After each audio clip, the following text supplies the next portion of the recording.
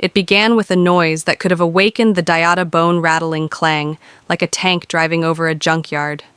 Every sparrow in Willow Grove Estates shot into the air wings, beating in a frenzy.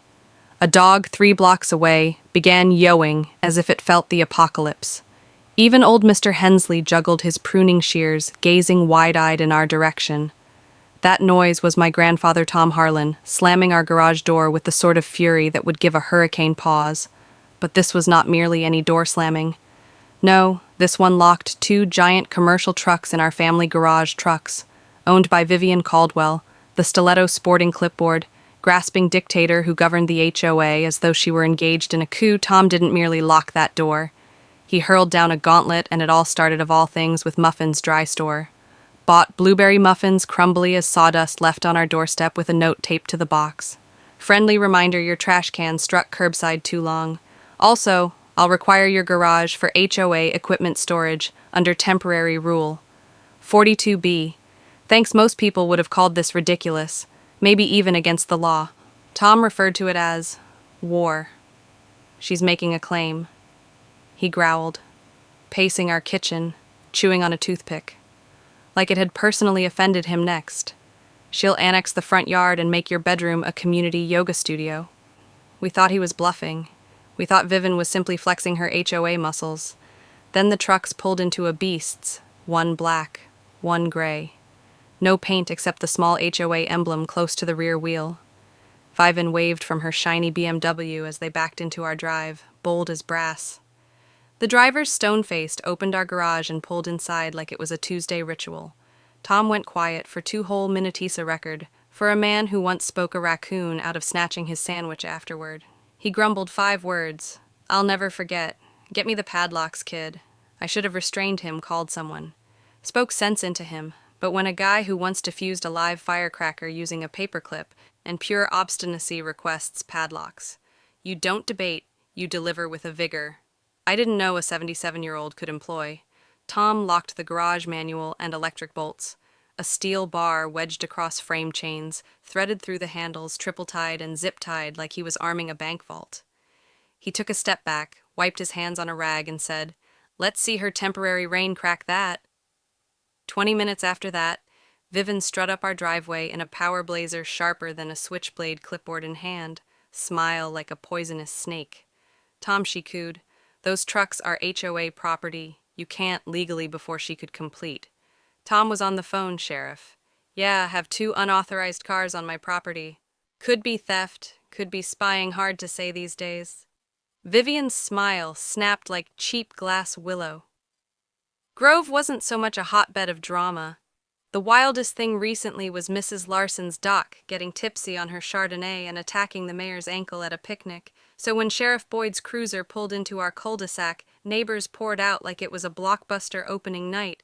Boyd emerged, one hand resting on his belt, the other holding his coffee as if he were already regretting the paperwork. He had. The trucks, Vivian. Scowl, Tom's arms crossed, and sided another homeowner battle. "Huh."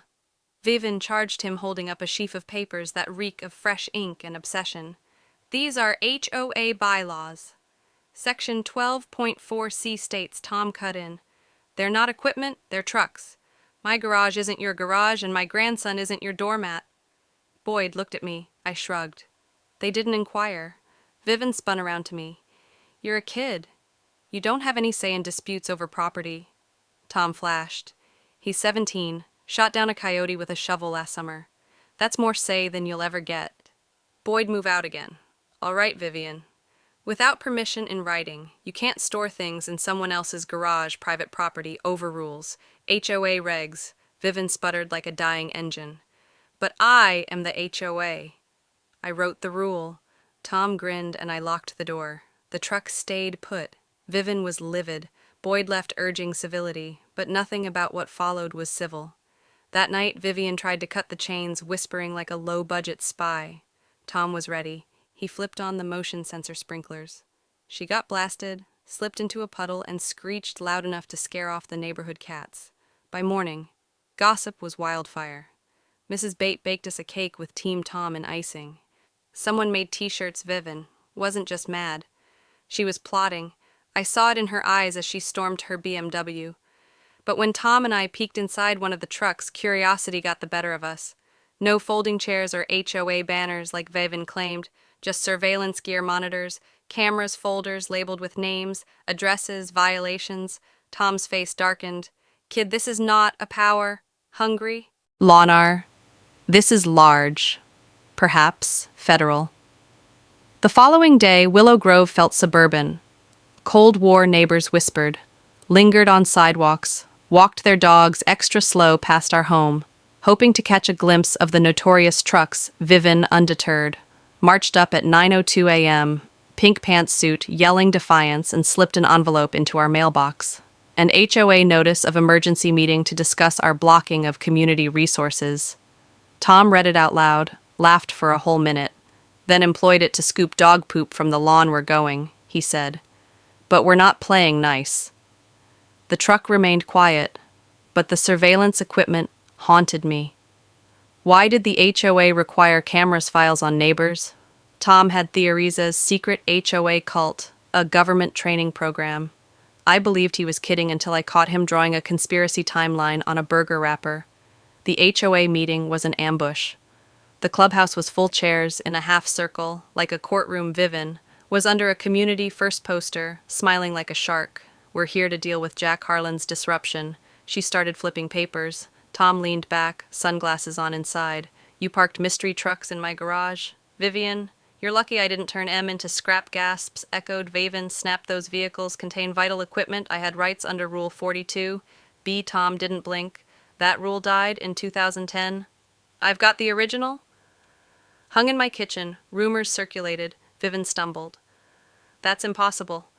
I vetoed it. Somebody whispered. Is that true? She lost control of the room. She went berserk. You have 48 hours to send out the trucks, or we'll seek fine service and privilege loss. Tom stood rummaging photos from his jacket, shots of the truck's contents, cameras, Mike's folders marked with violations. These trucks are inspiring. Vivin's got dirt on half of this room. The crowd exploded. Surveillance, is that why she was aware my mailbox graffiti? She locate me for a crack in my driveway.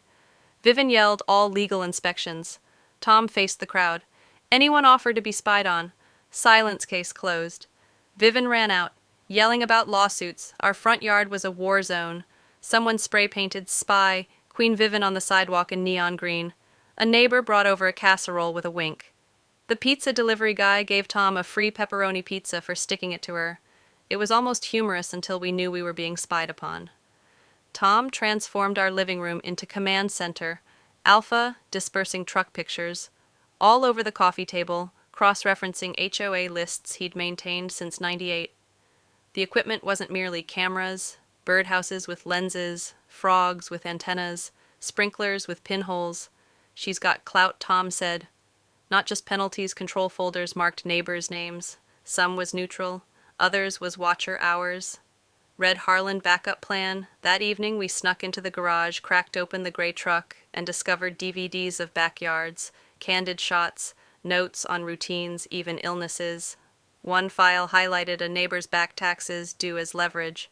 Our folder contained a timeline of Tom's HOA disobedience culminating in, if triggered, engage plan.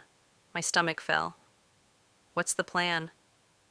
Tom didn't respond. Just got that quiet, dangerous look. We took pictures of everything, locked down, and withdrew. Tom told no cops yet. She's slippery. We need the neighborhood. His scheme bait Vivin into an error operation. Neighbors, I started with the Wilsons retirees who adored gossip but despised drama. They left garbage cans out, established a tacky flamingo with sunglasses, and ran a sprinkler during off-limits hours. Cho, since Vivin couldn't disregard. We struck a camera in the flamingo. Meanwhile, Tom enlisted a crew to burglarize Vivin's garage HOA nerve center at her disco fundraiser. The team, Mr. Perry, a retired locksmith who vowed he could crack anything. Lena, who once stole a pet turkey into a shopping mall, and Mrs. Cole, a cat hoarder with a grudge over feline-related discoveries, at the fundraiser.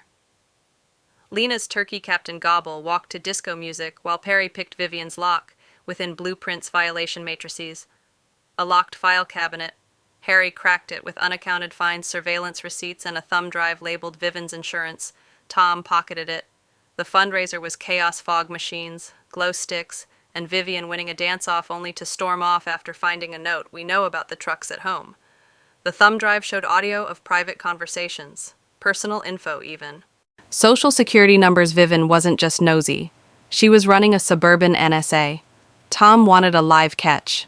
We planted a false letter in the Wilsons' trash, asserting Tom was selling our house for a condo project that evening. The Flamingo cam intercepted Vivian sorting through mail, taking pictures of the letter. She sent out a notice based on structural issues and sales violations from fabricated information. Gotcha. Tom organized a park meeting. Dozens arrived in lawn chairs. And outraged, he presented the pictures, recordings, files, and Vivian rummaging through garbage. Her face ran through shock, anger, and defeat. She cursed about doctored evidence, but no one would listen. Then Ellen, Vivian's ex-assistant, retaliated with her own documents. I assisted her, I made copies. Vivian froze, then stormed away. Speechless, her empire was dust. An hour later, federal agents rolled in, flashed badges, and recited rights.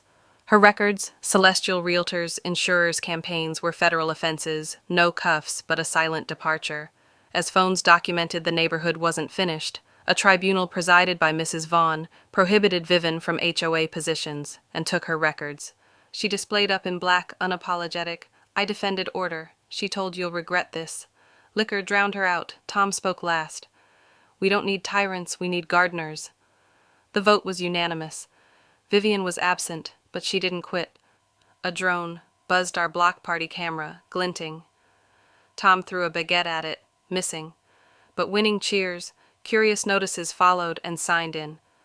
Vivian's handwriting. Tom set a trap, a phony construction site with noisy mixers and forged permits. The drone returned. Tom launched a net gun concealed in a gnome, snagging it in their files for a rogue HOA. We sent her bogus violations back in a cake box with a note next time, put sprinkles on. 2 weeks later, Vivian disappeared. No farewell, no goodbye. Her home remained vacant. Willow Grove flowered the new HOA volunteer run, enacted a sanity clause prohibiting cameras and trivial fines. Tom, resident referee, vetoed tyranny and received free scones. Clearing out the garage, we discovered a cassette lunchbox. Vivian's voice, with listing grievances. You'll miss me, she droned. We laughed, tossed it, and moved on. Willow Grove didn't need her. It had neighbors who'd fix your gate, watch your dog, and lock out any truck that rolled in uninvited. Tom proved it. Strength isn't rule, it's trust. A net launcher and a block that fights together.